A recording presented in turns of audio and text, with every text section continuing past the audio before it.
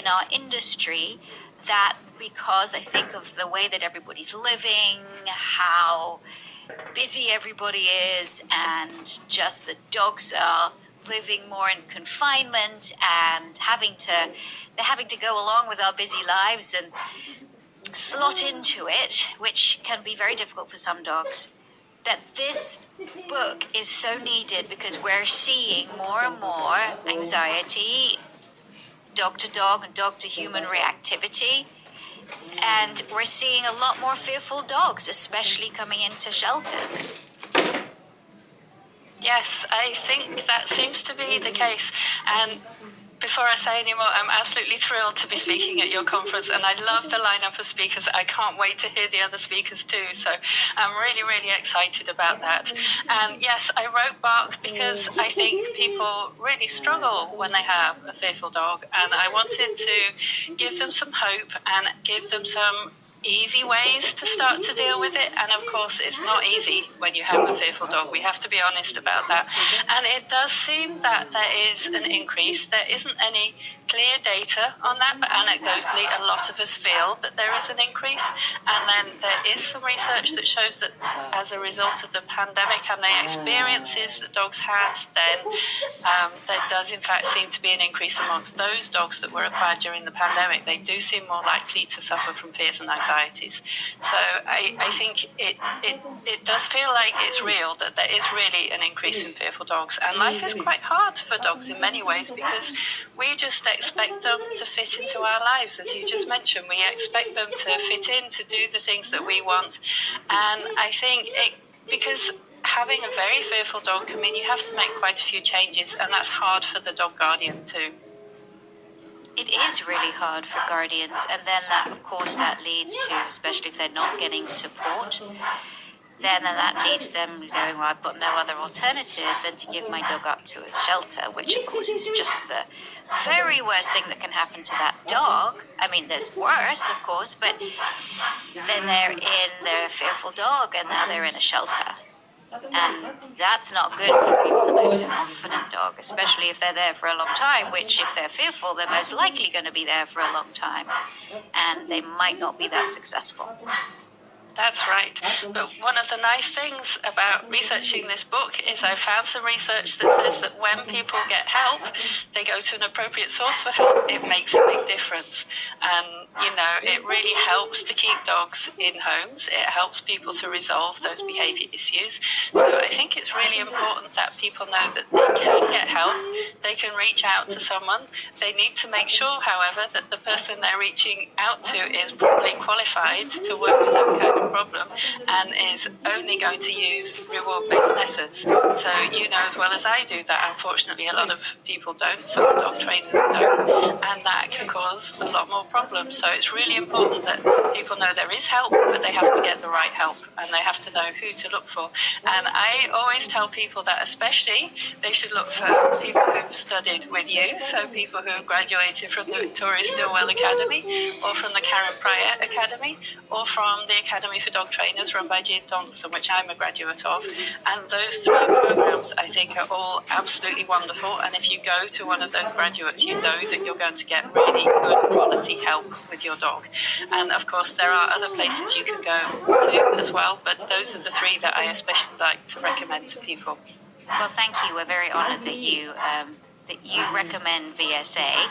We're very proud of the course that we have developed, and also VSA loves to evolve, so we keep evolving all the time.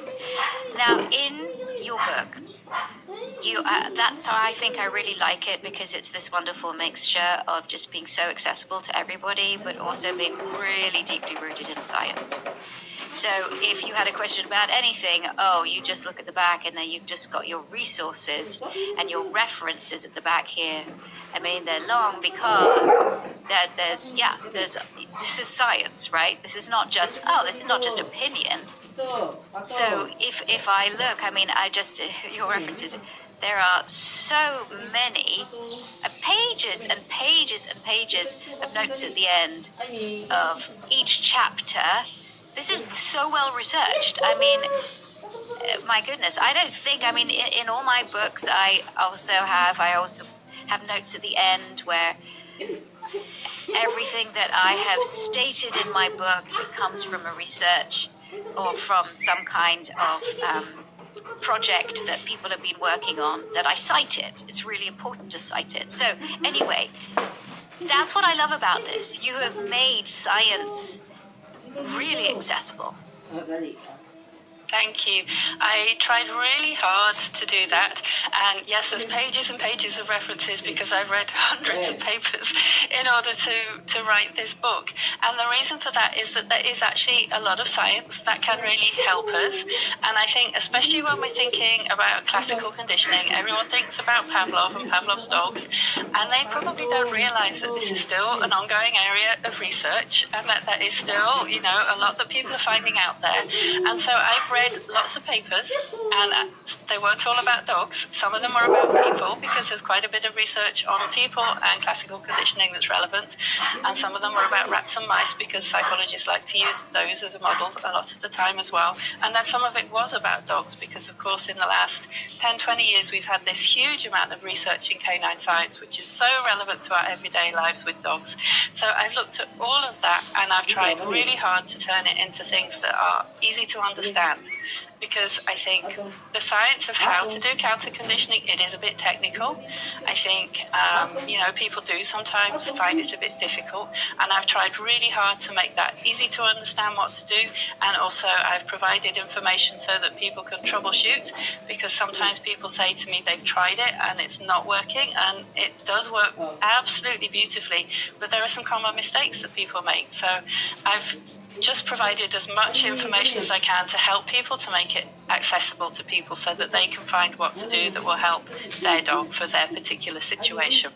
So for listeners who don't understand what counter conditioning is, can you explain? Yes, so it's a really powerful technique that we can use when a dog is afraid of something, and we can use it to teach them that actually they don't need to be afraid of it. We can teach them actually this is something to love. And the way that we usually do that is with having really amazing treats to give them, and whenever they see or hear the thing that they're afraid of. But at the same time, we have to be really careful to make sure that they feel safe, because the most important thing with a fearful dog is that they feel safe. So very often when we're doing counter conditioning, if it's at all possible, we will pair that with something we call desensitization. So that's another technical term, but basically it means that you're always making sure that the dog feels safe. So you're starting with the lowest possible level of access to this thing that they're afraid of, and then you're only going to gradually increase it as the dog is happy, completely happy through the whole process. And sometimes people say to me, how long can you work with a fearful dog? Because they think the training must be hard for the dog. It should not be hard for the dog at all. It should be absolutely wonderful for the dog. You should set it up so that the dog is having an amazing time throughout the whole process, and that really makes counter conditioning work very well. I like what you said. And I think what you also said before that is that this can be quite complex for people to do. And they might say, hey, this isn't working, or I've tried this and it's not working. Well, maybe the environment's not right. Maybe that the dog requires something that you haven't noticed, or you're not able to give that dog. Putting counter conditioning with desensitization, which obviously is very slow exposure, and always keeping the dog in a comfortable place. What we have seen, certainly at Positively and at VSA, what we are researching, discovering, is that actually counter conditioning and desensitization can be complex for people to do, complex for trainers to teach, and also for people to utilize. It doesn't have to be, but it can be. And when it's done right, it's beautiful. But I think that there is some difficulty in the time that people will give it, the way that people do it. And so we've been exploring that at VSA, and how can we take that and make working with reactive dogs easier for people to utilize. We're not saying that desensitization and counter conditioning doesn't work.